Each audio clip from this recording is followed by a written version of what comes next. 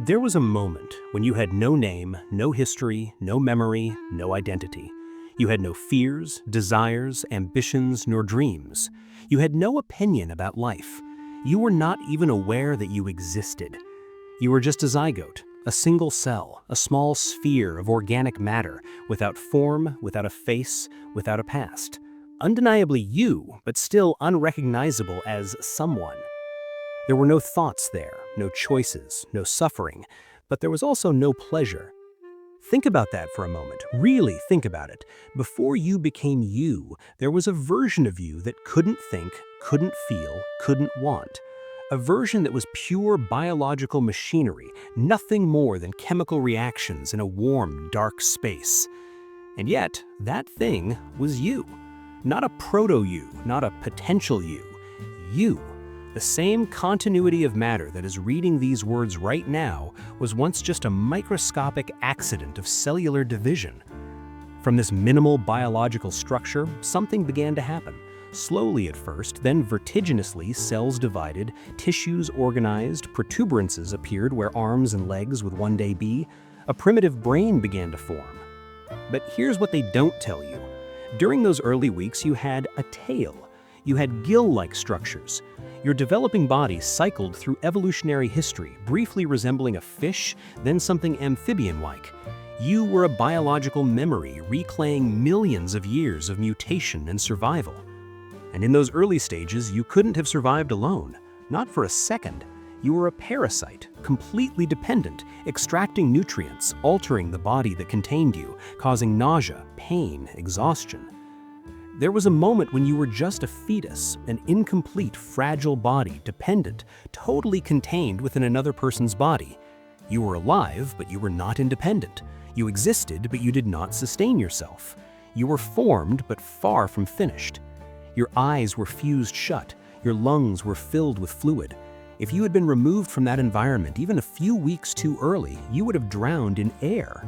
You were not ready for the world. The world was not ready for you. And yet, ready or not, it happened anyway.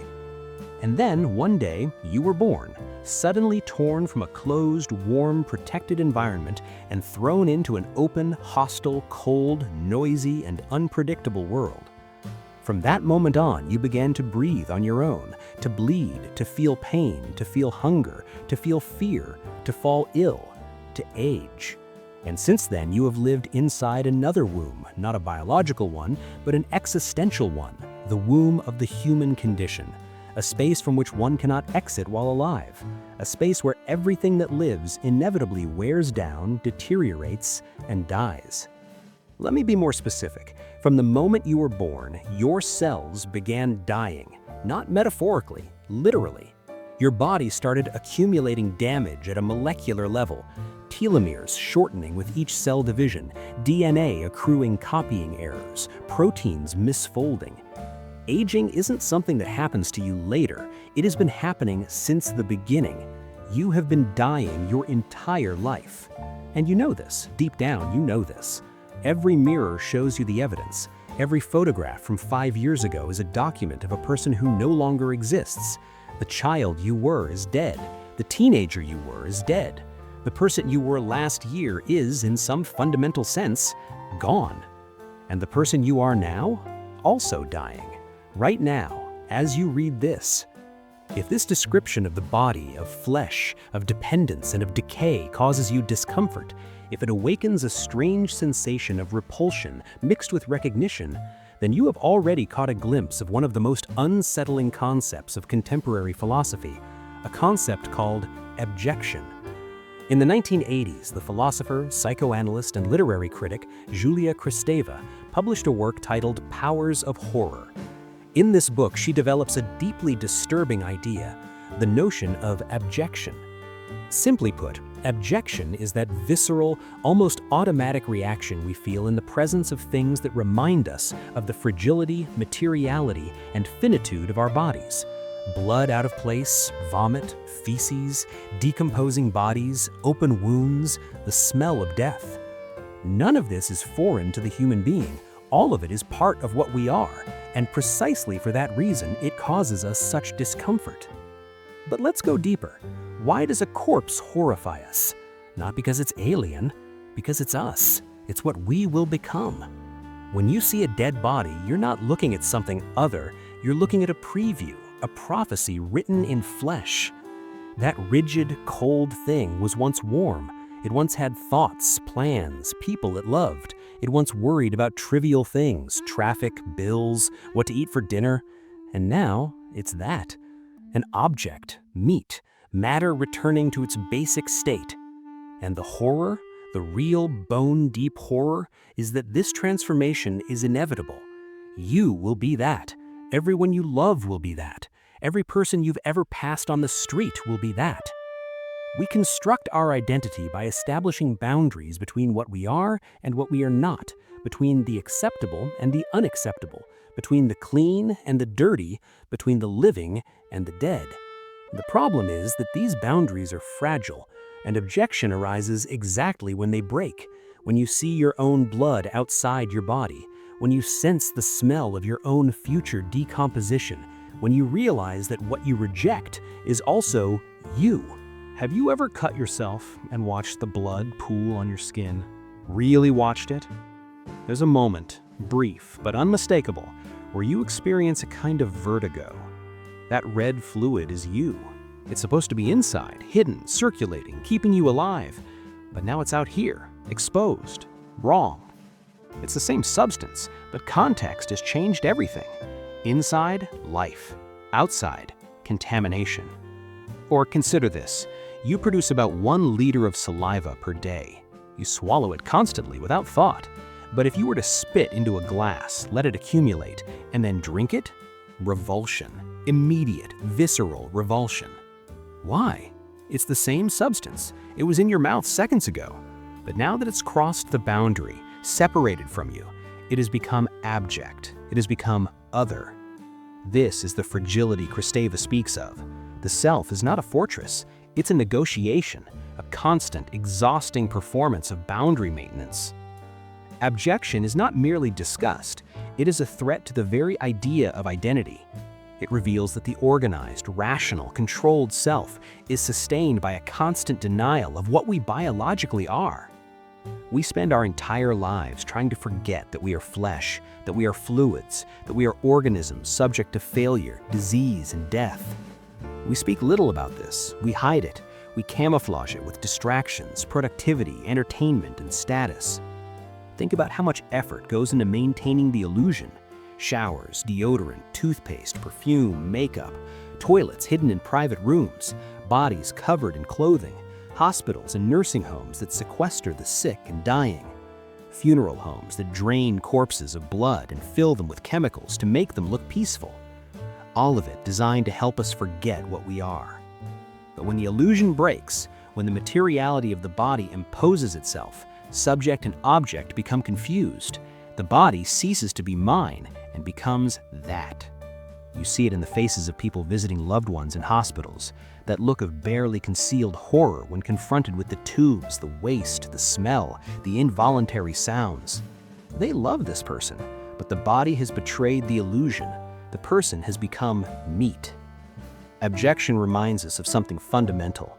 We are not only consciousness, we are also what rots, and accepting this is profoundly uncomfortable. But most people never accept it. They can't. The mind recoils. It builds new walls, finds new distractions, doubles down on the denial. When someone confronts head-on this grotesque dimension of human existence, not only in the body, but also in behavior, it is common for a deep sense of disillusionment to arise. This is where we enter misanthropy. Misanthropy is not simply hating people. It is a philosophical view that sees humanity as morally flawed, intellectually limited, and ethically inconsistent. A species that claims to be rational but acts driven by fear, vanity, and self-interest. That claims to be moral but justifies atrocities when it suits it. That claims to be civilized but organizes violence systematically. Here's a question.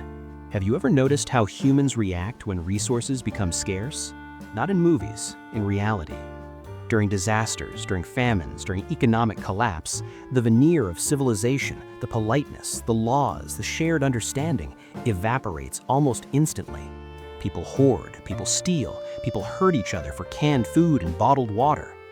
And it's not even surprising. We expect it, because deep down, we know what we are. Thomas Hobbes in the 17th century believed that without a strong authority, human beings would inevitably fall into conflict. For him, our nature is competitive, distrustful, and violent. The state of nature, he said, is a war of all against all. Life without government would be, quote, solitary, poor, nasty, brutish, and short. And he was right, not philosophically, empirically. Look at what happens when governments collapse. Look at what humans do to each other when no one is watching. Jean-Jacques Rousseau disagreed about the origin but arrived at a similar conclusion. For him, human beings are born good, but society corrupts them. Despite their disagreement, both recognize something unsettling. Human coexistence produces suffering on a massive scale. History confirms this. Wars, genocides, exploitation, manufactured famine, extreme inequality, banalized everyday cruelty. But let's make it more concrete, more uncomfortable. In the 20th century alone, the Holocaust murdered 6 million Jews. Stalin's purges and forced famines killed tens of millions. Mao's Great Leap Forward caused the estimated 45 million deaths in 4 years. The Rwandan genocide saw neighbors slaughter neighbors, 800,000 dead in 100 days. And these aren't ancient history.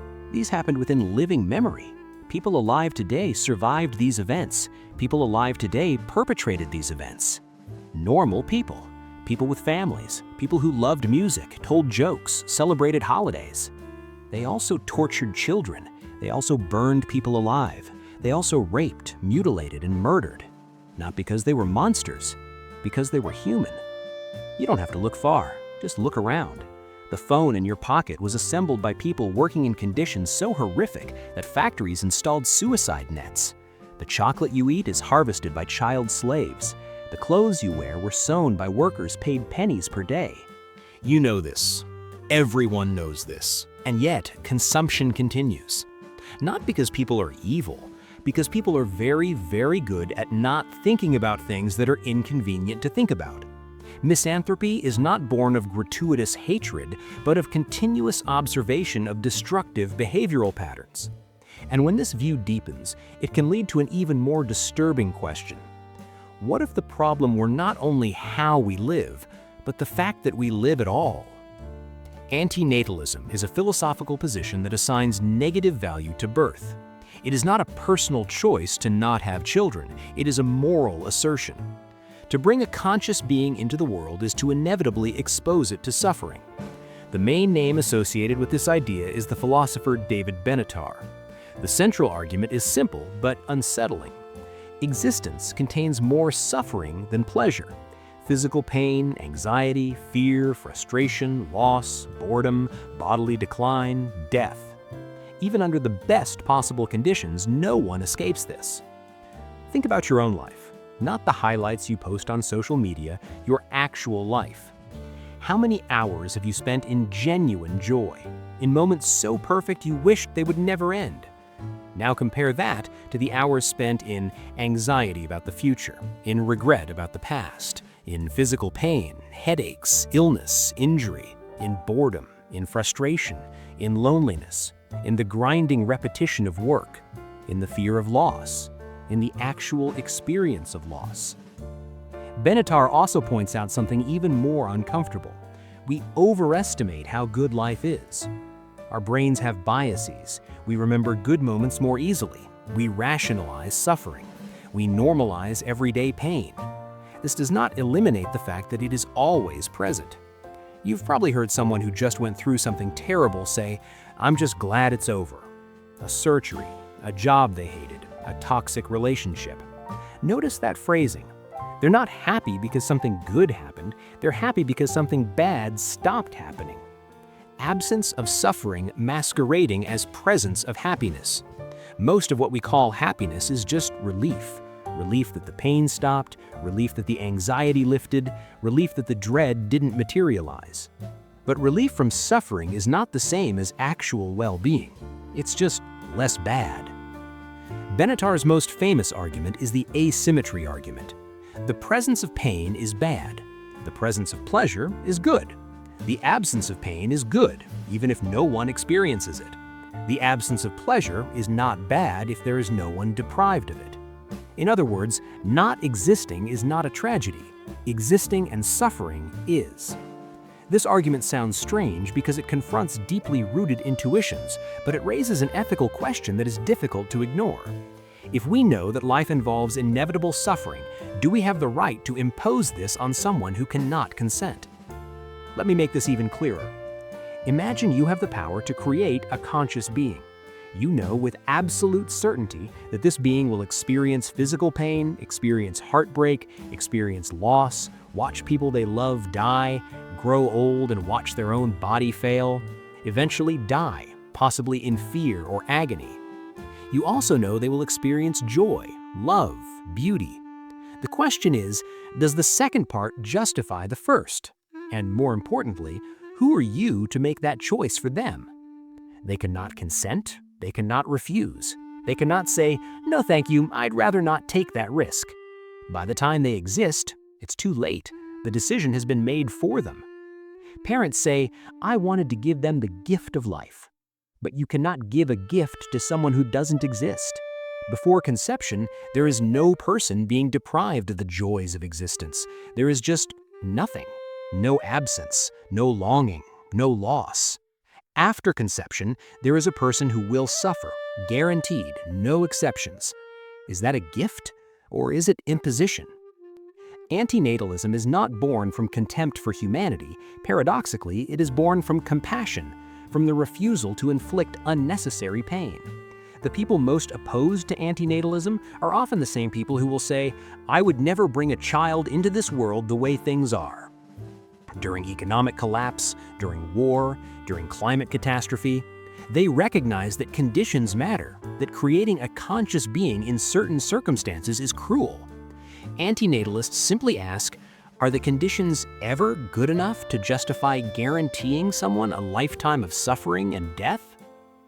But there is a problem that remains.